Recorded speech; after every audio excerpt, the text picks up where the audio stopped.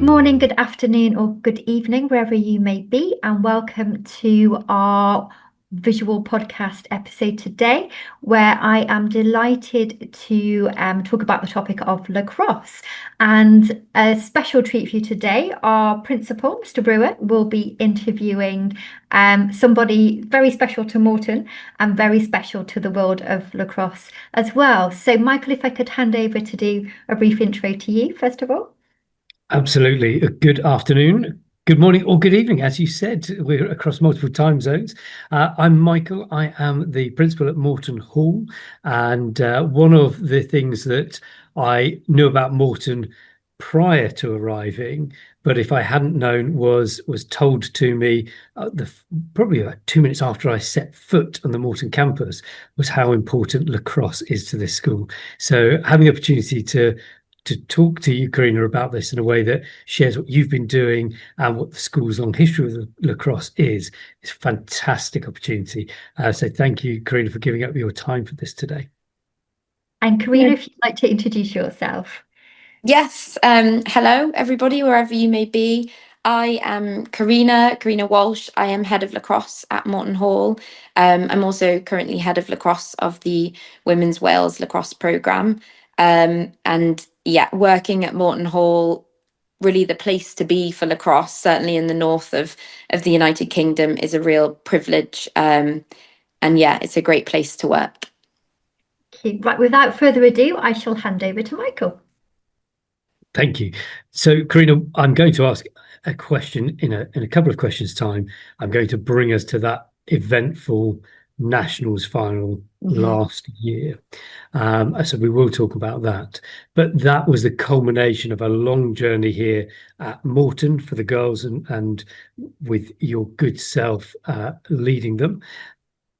But lacrosse is something that is obviously deeply ingrained in you, and you've had a journey yourself through lacrosse to reach the heights that you've reached now. And I wonder if you'd start by just talking us through where you've been with lacrosse, perhaps from when you first picked up a stick, but over the last few years, which have just seen you achieve accolade after accolade, really. Yeah. So I don't even remember when I first picked up a stick. I mean, interestingly, my mum was an international lacrosse player, so I think it was kind of inevitable, really, that I would end up as a player myself. I think I might have been bought my first stick when I was maybe about 10. And I used to kind of pretend to play pitch side here and there. I did pretty quickly have a knack for the game and an absolute love for it almost instantly, which led me to be able to play at school level, at county level, at regional level. And then, fortunately enough, I was also lucky enough to play at international level, where I was able to captain my country at home internationals and at World Championships. I have also was a player for a very long time at my club, who've also had immeasurable success over the last few decades, Oxton Lacrosse Club. And then I think I kind of had a natural knack for coaching from a very young age. I was often captain of teams and helping out here and there, even from as young as 14, I would say. So it was a very natural progression for me to become a coach. And I started even representative coaching, I think coaching county lacrosse from maybe 18. So it was almost like the writing was on the wall really for me.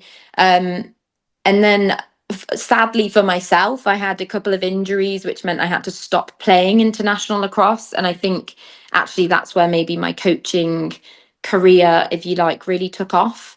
And sort of over the last few years, there has been lots of opportunities for me, which I've been really fortunate enough to be part of. Obviously, I have been head of lacrosse at Moreton for I think four years now, maybe. And as well, during those 4 years, I have been a head coach of county lacrosse, of regional lacrosse. This year, the senior North lacrosse team, who were regional champions.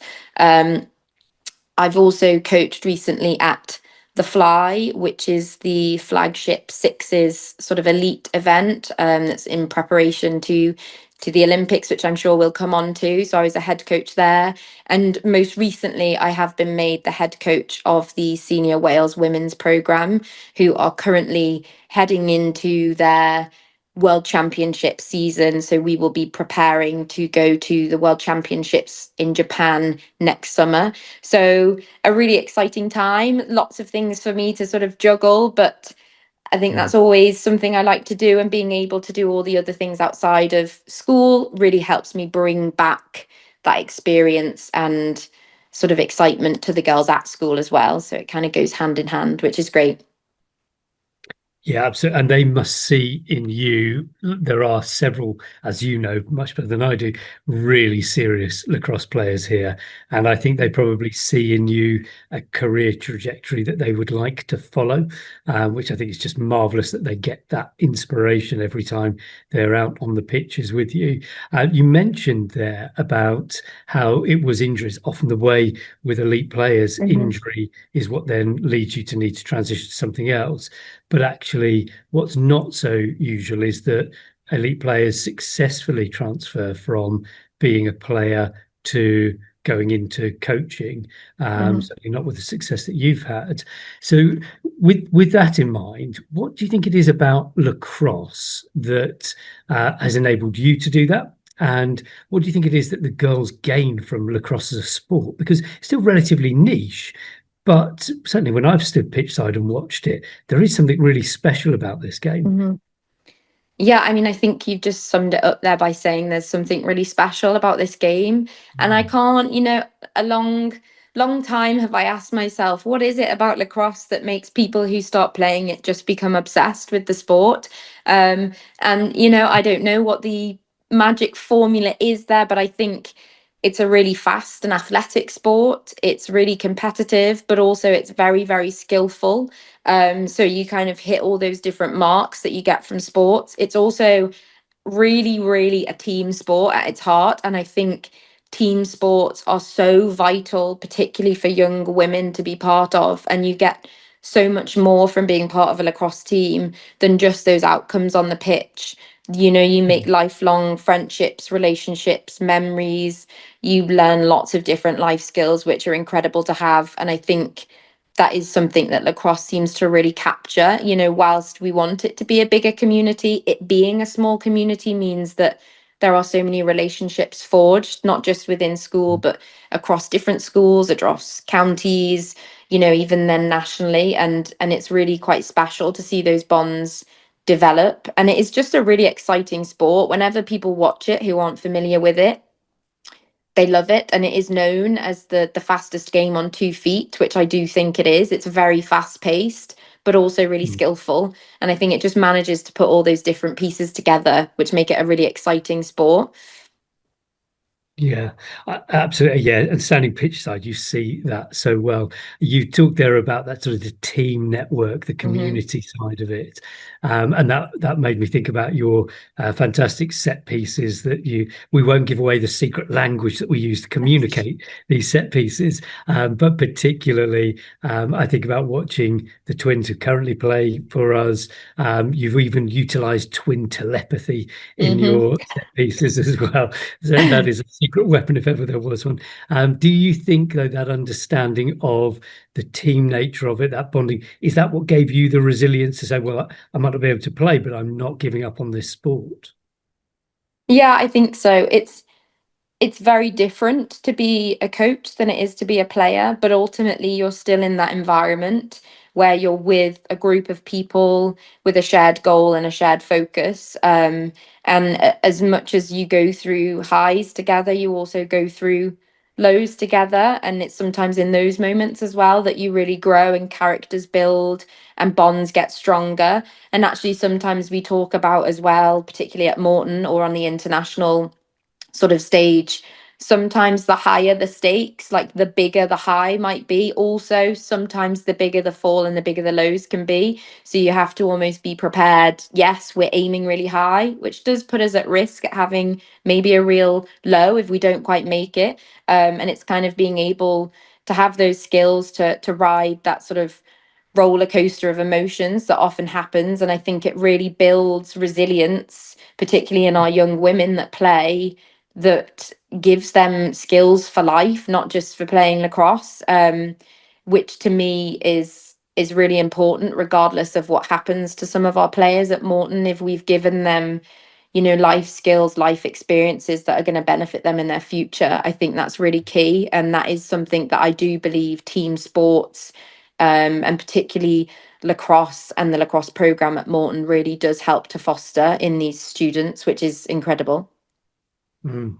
I couldn't agree with you more. There are times when I've watched them, and I think it's no surprise. I watch the ferocity with which those girls go out on the attack, and I think it is no surprise to me at all that these girls leave and become the women that run boardrooms, that run companies, Yeah. because they can do anything really, can't they? Mhm. Once they've got that fire in their bellies. Mhm. Now we've got to come on to the nationals, because that was a big part of the journey here Yeah. for lacrosse, not just for this school actually, but for the region too. Mhm. So we go back to 23, the finals 23, and the girls come second. Mhm. And somebody pulls out this phrase "Queens of the North," which we couldn't agree with more, and that kind of becomes a bit of a banner for the girls. Perhaps take us from that end of that championship, the end of that nationals, to a year later and nationals 24. Yeah. I mean, I think at Moreton there were many before me who've really put in the building blocks for this lacrosse program, and there's been times where the team has come close. And in 2023, they came sort of as close as you can come, of course, without coming away with the title. And we didn't have many upper six players in the team that year. So I think it could have gone one of two ways. It really hurt the girls that didn't quite make it, and it does hurt when you get to a final. It's easy afterwards to say, yeah, but second in the country, but that wasn't enough for them. They wanted first. But we had a lot of girls that then remained with the team, and I think it gave them the sort of extra bit of drive to know that, right, well, we can do this and we're going to do it. And I think there was something really special about that whole year. And don't get me wrong, as I've talked about, we had quite a few lows that year. We got to the final at Challenge Cup, and we lost out there to Guildford. We had a preparation tournament just before nationals where we didn't put out our best performance, shall we say. But I think every time we went through something, the girls and I were able to use it as a learning curve and a learning experience. And I actually think without those moments of feeling, the pain of losing or not quite being at our best is what saw us through. And I think what was really testament to that squad that won, and I've talked about it before, and actually when you mentioned it, it still gives me goosebumps when we talk about it. But that squad were all entirely selfless when they were on the pitch. And there's something really special if you manage to get a group of players who are not playing for themselves anymore. They're playing for each other and they're playing for something more. And I think that's what gave Moreton the edge. It felt like it wasn't that Moreton could win, it was that no one could sort of beat them. They weren't going to let anybody beat them together. And it was a really sort of magic thing to watch. And I remember actually our last practice game the Tuesday before, and was against my club first team at Oxton. And I went on my own because it was just the team playing. So Mrs. Lewin wasn't with me. And I watched them from the side and I knew that something had clicked. And I was sort of trying to express this to people back at school, like, no, you should have seen them. They were amazing. And I just knew, and we almost never didn't want to say it out loud, like they're going to win. But I knew deep down that they had it in them and that they weren't going to let anyone beat them this time. And they were just phenomenal from first game to last. It was really a remarkable thing to happen, and to only do it with 13 players, so just 3 subs across, I think maybe 11 or 12 grueling matches. Our three midfielders didn't come off once in the whole tournament, which is unheard of. It was like they were made of something different that weekend. And yeah, you mentioned that it wasn't just for that team. It was almost, it felt like we were doing it for every student that's ever played lacrosse at Moreton Hall. And the teams in the north, often in the north, we're kind of overlooked sometimes. And actually, quite a few of the other northern schools were there on the side rooting for us, which was really special. And it was just a magical experience and a really special thing to be part of. And I think it's something that, you know, will go down in the history books forever, really, at Moreton Hall, what those 13 girls achieved. Yeah, absolutely could not say it any better. And watching that finals, I felt really privileged to just be in the same environment as them. They were incredible. There was something, you're absolutely right. It's just something had gelled there. There was a real lack of ego amongst the team. Mhm. And I think that's why they drew in on the way through the tournament. They drew in more and more support more widely from other teams in the tournament that had gone out. They all started to get behind Moreton. So it felt like not only that that they nobody could beat them, or that they were destined to win, but they felt like they were the choice of the tournament itself. That Mhm. everybody wanted to see that happen. It was incredible, absolutely incredible. Mhm. Now, some of those girls, I hope, will continue with that sport at a very, very high level. They've certainly got Mhm. the capacity to do it, and we know that we've had girls at tournaments like nationals have actually been approached by universities and effectively being scouted early because universities want to see them there. What's that next step like for a girl that's really, really good at lacrosse, loves the sport, and is looking for that challenge of playing for their country, playing internationally, perhaps? You're seeing both sides of the camp, aren't you? You're seeing that Mhm. development factory in a school like ours, and then you're seeing the other side of it where they transition across. Of course, one or two of our girls are fortunate enough to be selected at various levels for their countries whilst they're with us, but you're then taking them that next step on. So what's that like, and perhaps what tips would you give to girls that are aspiring to that? I mean, I think we had two girls that were in that nationals winning team that summer went on to represent Wales at the World Championships in Hong Kong, which is incredible to have two students out there in at a World Championship. Um, and we've continued, as you say, to have numerous girls sort of pull on an international shirt at one point or another. I think at Moreton we do a good job of preparing them for that level because we take our lacrosse program very seriously. We already probably train more than some other programs might. We travel the length and breadth of the country to play matches. So our students certainly at Moreton have that sort of building block there. I think, you know, if you want to play international lacrosse, there's a lot of things like time management. There's a big funding element. Unfortunately, it's not a professional sport, so often there are sacrifices that you have to make along the way. So I think it's being aware of those things, but also always remembering why you picked up a lacrosse stick in the first place. It's very easy when we get sort of embroiled in that international scene and we're really focused on selection, and it's very high pressure and it's very stressful, and sometimes it can be really tough, that then we can maybe forget, hang on a minute, why do we do this?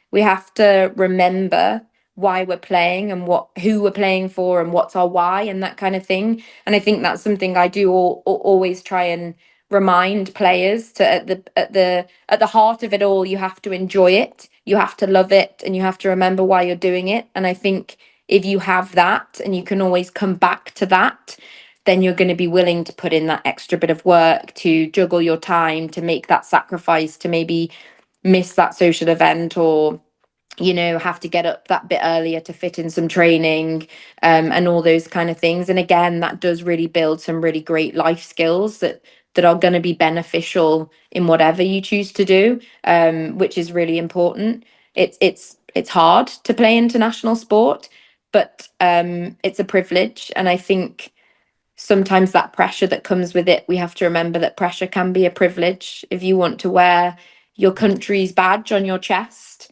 it's not meant to be easy, otherwise everyone would do it.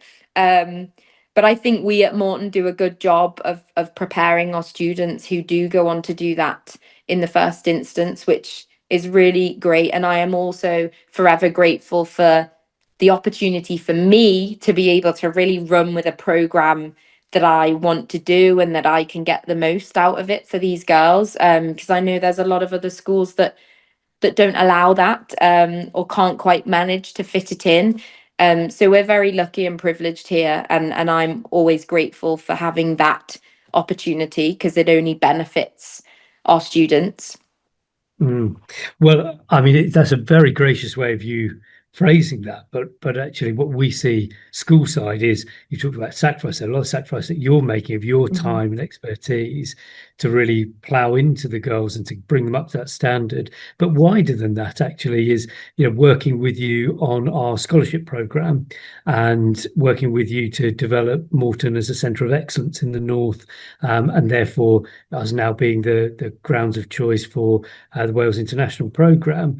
All of those things, they open up opportunities, and that's, we want the sport to be as big and as lively as possible. So it's great working with you on those things. But you have touched on the fact that in this country, it's not resourced as well as it should be. And that, that's something that we hope may change with the advent of the Olympics. Just before we come on to the Olympics and, get your sense of where that's going, it's coming to the Olympics via America predominantly, and it's really big in America, isn't it? It's a huge sport there. Are there still good opportunities? Are there things that you would recommend in terms of girls from England and Wales looking at American universities, scholarship programs, or is that something, do you prefer to keep their home talent on the home side? What's your experience been of girls that have gone off onto those sorts of programs? No, that's a great question. The US collegiate program is something that we would never be able to replicate in the United Kingdom just because we're smaller. And they have a remarkable program over in the US. It's a huge sport there, particularly in colleges. And if players have the opportunity to go over and play in the NCAA, in the American collegiate program, then that is always something that we would encourage and do all that we can to support that. We of course then want to make sure that when they come home they play for, their country over here, or, their club, and bring back those skills. But ultimately, we cannot replicate that college program, and they train over there like professional athletes, and they're playing against and with the best in the world. And so that is a really unique opportunity, and it's hard to do, but we have had a few at Moreton who've gone on to have lacrosse scholarships over in America. And there are a number of lacrosse players across Great Britain who have done that. And, there's always benefit. They always come back as better players than they went. And again, they gain life skills of living overseas, of dealing with a different type of program, managing their academics alongside the sort of demands of a high level lacrosse program over in the States. So it's a really great opportunity, and it's definitely something that, as much as we don't like to lose players from here, we would always want to see them go over there and have that opportunity if it arises, because that's it's a really special thing to do, and it's where the best in the world are. I mean, that brings us on to nicely the Olympics. So talk about the best in the world. So it was a fantastic moment. We kind of sensed that it was coming, that the confirmation would come in, and lacrosse was likely to be added back into the Olympic roster, having been there many decades ago, I believe.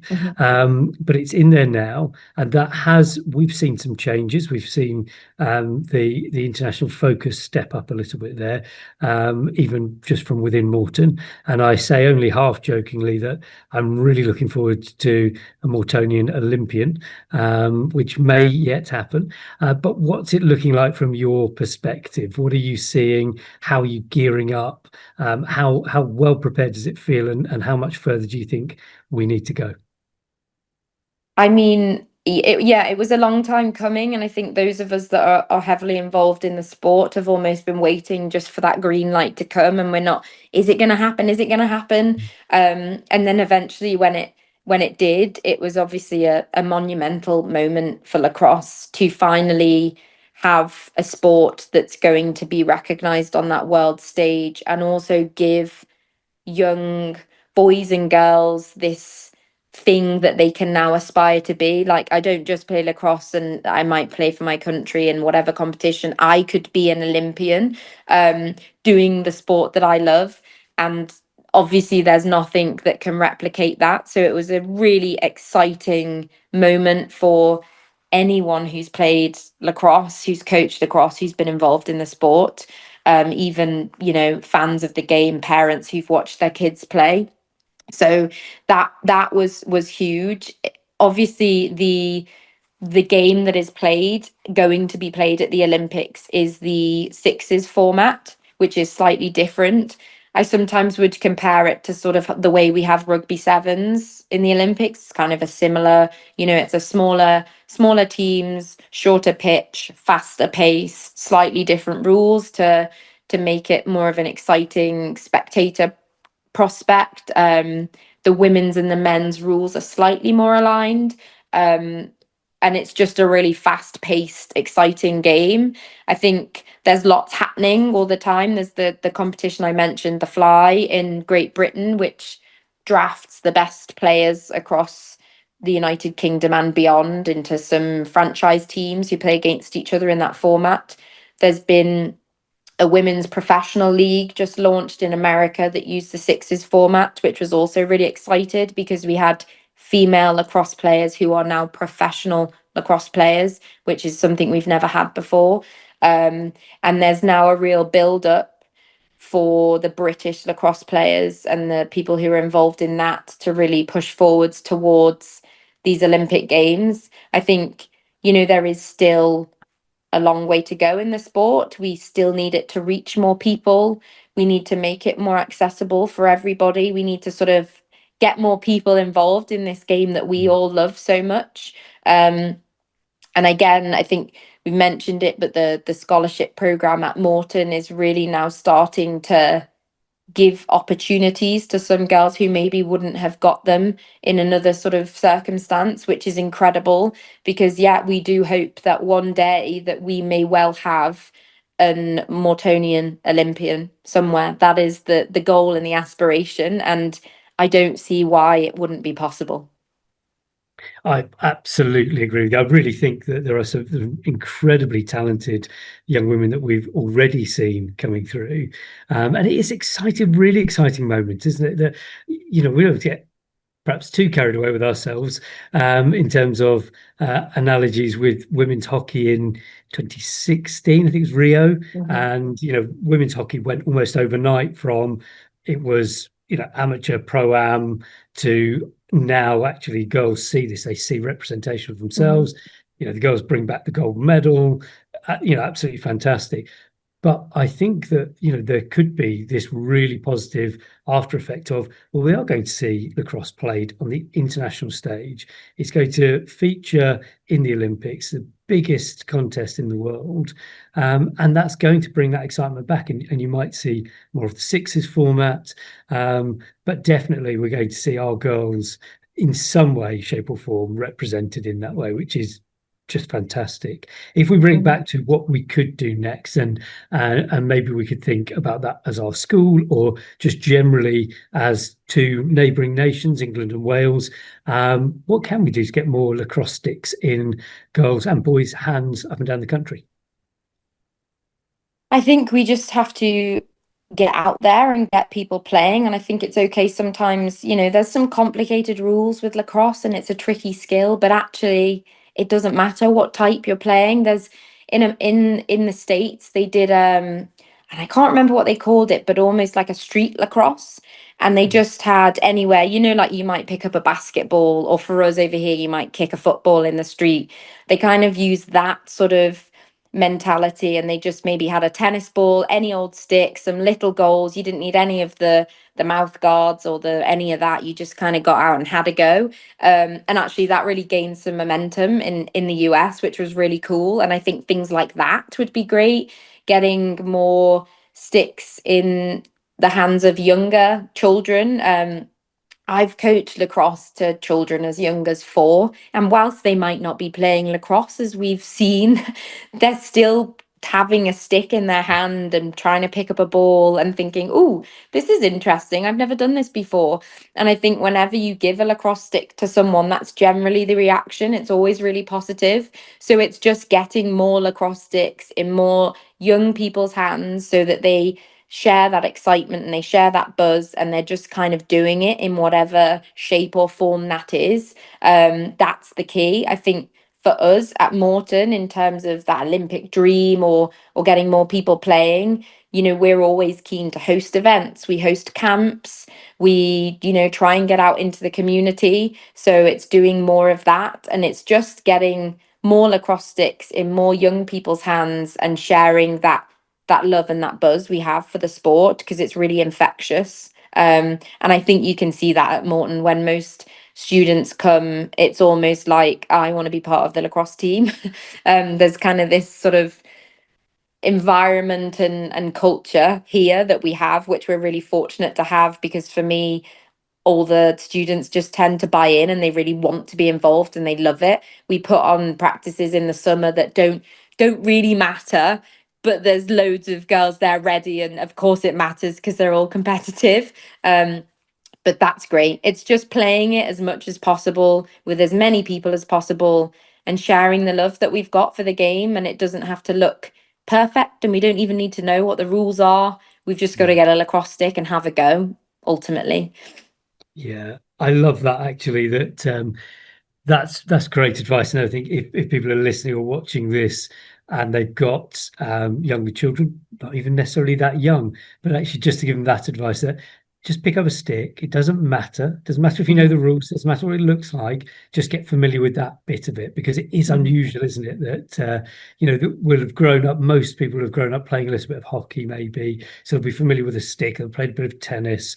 They'll play a bit of football. They get the elements of this running around. They get the elements of ball control, balls in the air, etc. But actually, lacrosse is so unique in the way it brings all of that together. That can be a barrier. Whereas I love what you're saying there, which is just get out. Don't worry about any Yeah. of that. That's fantastic advice. I will leave you with one thing that I think you will really love hearing. You've probably seen it anyway, but I'm fortunate that I get to see from my window, and occasionally when I'm on my way home late at the end of the day, is the route down to the Astro. And I have seen all through our A-level exam season, I have seen those upper sixth girls, many of whom on that national winning side, with their lower sixth friends who were with them as well. I've seen them just walking down, lacrosse stick on shoulder, and they're just going for a little throw around. They're just going to it is their release. That's what they're doing as a way of balancing the demands that are on them with their exams. And so I just thought I'd share that with you. Just say that even when you're not on them, say, "Come on, guys, pick up a stick." They are choosing to do that because Yeah. that's become a part of their identity, which I just think is a wonderful, wonderful thing about it. Yeah, it's really special. And you know, that's lacrosse is special at Moreton. I think that's the key. And it's special to me, the sport. So to work in a place where it's special to everybody else, and also it's things like that that mean more. You know, we've got lots of trophies in our cabinet. We've now got the coveted trophy in our cabinet. But when I see sort of students who formed lifelong friendships, and maybe not even with someone in their year group, or I see, you know, when we're living in a time where mental health is really prevalent and lots of students suffer with anxiety and different levels of stress, and knowing that they're able to go out and shoot a few lacrosse balls or play catch with a friend or get out to training and recognize that they need that sort of release, that bit of exercise, those endorphins, they need to lean on a teammate, is a really special thing. And I think that is, for me, the most important thing that the sport gives to people ultimately. Thank you, Karina. That's, yeah, I think that has summed it up so neatly for us. Karina, it's been really lovely, real pleasure, because we talk a bit on the sidelines, or I see you just looking, you know, often looking incredibly busy with a bit of paper in which you've written down some key notes on what needs to happen. And I think, well, I'm not going to get in your way there, but actually to just sit and talk about lacrosse and hear your passion for it, your insight into it, and to bring it all the way back to fundamentally, you know, what are we here to do? We want children to embrace opportunities, achieve the best of which they're capable, and enjoy doing it. And that's our school's mission. And lacrosse is all over that, isn't it? You know, they are trying something that's new and difficult and unusual. They are achieving at the highest national level standards, and some of them internationally as well.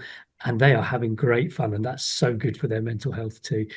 Karina, thank you so much, not just for your time today, but for everything you've done for lacrosse at Moreton and beyond. Thank you very much. Thank you.